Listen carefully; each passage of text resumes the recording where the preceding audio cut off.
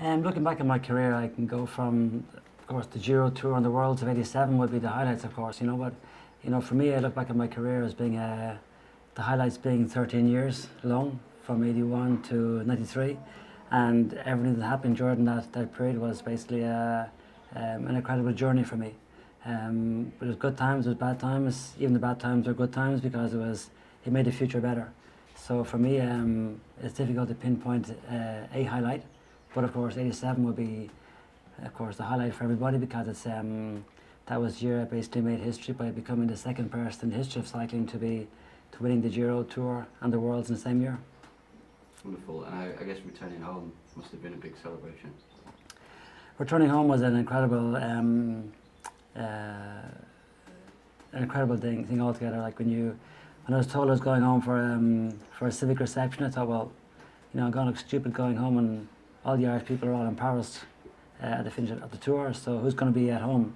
And I arrived home, and there was nearly 1 million people in Dublin to welcome me home. So like all those images of my homecoming, absolutely incredible. Like it's all kinds of stupid slogans: Roche for president, welcome home, our hero. It was absolutely amazing, and those memories will live with me forever. Okay.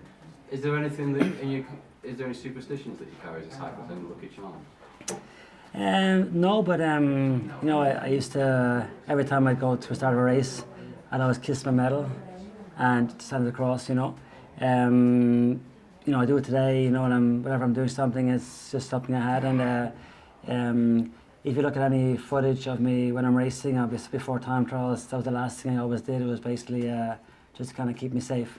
But number 13 was fairly present in my career. That I had a 13-year career. Started cycling when I was 13 to my first tour, 13 to my last tour. There's loads of 13s throughout my career, but I'm not at all superstitious. I played lottery on Friday 13th, but never haven't won it yet. And after those 13 years, what was it that finally made you decide to stop becoming an elite sports professional and kind of call it a day? What pushed me finally to retire was I started seeing danger. I think as you get older, you have family, you start seeing danger, you become more conscious of danger.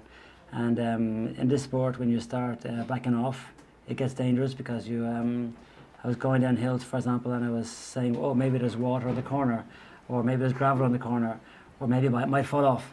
So you get too cautious, and you start making mistakes. So at the end, I was basically saying to myself, well, I've done this career, I've had this fabulous journey, I haven't broken a bone in my body, and I don't want to fall off now. And it became more and more difficult for me to race at a high level because I want to win. And when you're backing off on descents, you can't win. So I decided I'm better off stopping. And was it difficult to let go of that feeling? Do you still cycle as much now? And what does cycling still mean to you? For me, my career has gone like full cycle. I started off cycling when I was 13, and I discovered the passion and the joy of cycling, the countryside, the freedom, the camaraderie between cyclists. Then I had my career, which was, of course, I stayed with my friends, stayed with my comrades, had a lot of opposition. I had a lot of opponents in the different races, but nevertheless, it was a fabulous journey. And when my career now is over, it's become once again my way of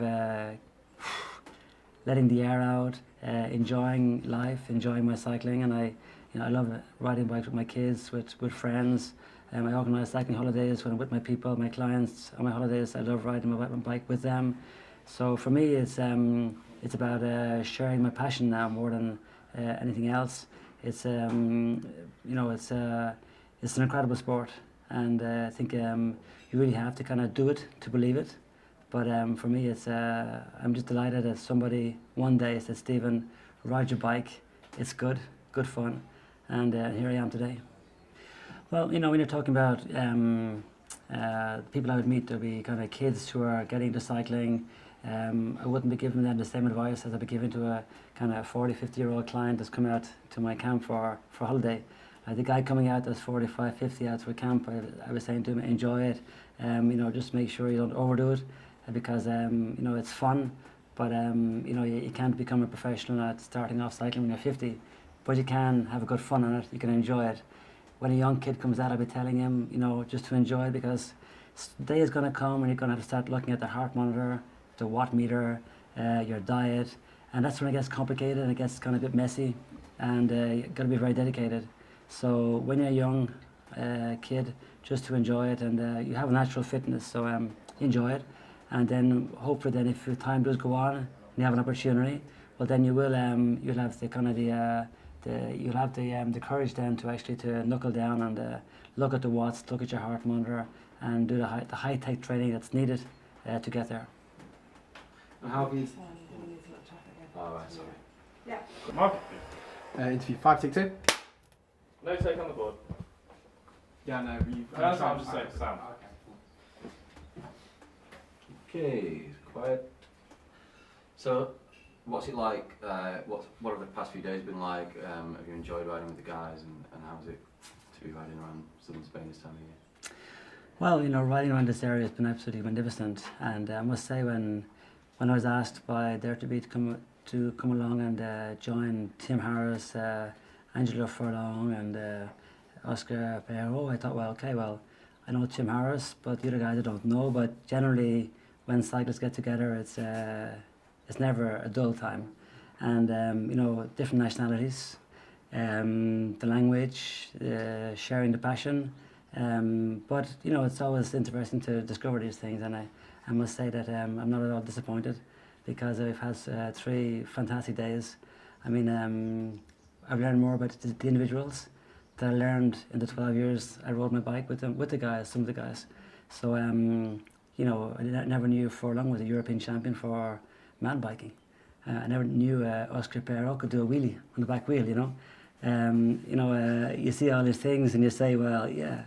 Like, and this is what cycling is all about. You have these guys in Lycra, you watch them on television winning races, and you look at them as being monuments. And in fact, they're just normal people. And it's great to have had the opportunity the last couple of days to be here in one location. Okay, up early every morning, you have a long agenda, but it's all fun. It's all everyone just kind of goes along with the flow of things, and that's really what a cyclist is all about. Because I think so many people take things too seriously today. And it's great to have a group of people who are athletes.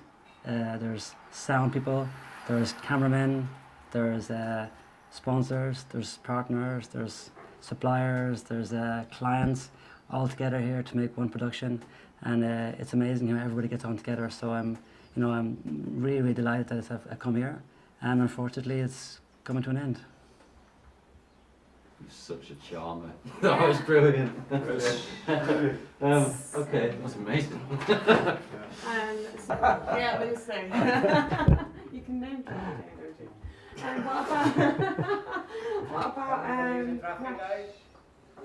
What about, oh no, we've talked about We've danger. kind of haven't done we? it, We've yeah. done danger. Yeah, sorry. I'm just thinking, is it? Have we done Tour de France? We've done that. That's cut, yeah. Mark, please. Interview 5, take 3. Good ball. Southern and second. Just wait. Good for traffic.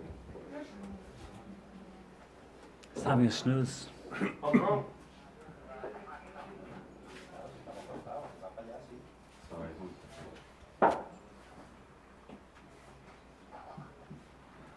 Let's just go.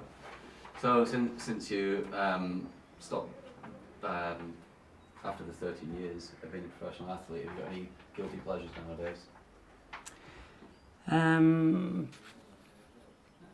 Yeah, I could probably say I haven't, but to be honest with you, I probably have, you know, and I think maybe the last few days people have found out just 1 or 2 of them, you know, but probably when I started cycling it was nice because I had a sweet tooth, so by riding my bike meant I was burning off the calories I was eating by eating sweets, cakes, ice creams, chocolates, whatever. During my career you got to be restricted a little bit, and then when your career's over you kind of say, well, what about it? What's just 1 more? And sometimes it gets a bit out of hand, I must admit, and I can't obviously, you know, after what you guys have seen the last few days, I can't kind of ignore it and say it doesn't exist. But yes, there is a certain addiction there to to chocolate cakes, ice cream cakes, sweets, jelly beans, ice creams, Coca-Cola, all kinds of stuff, you know. So I have definitely got a sweet tooth problem, yeah. Brilliant. I felt like we were on a chat show there for a minute. Yeah. Very good. Go now. We got loads.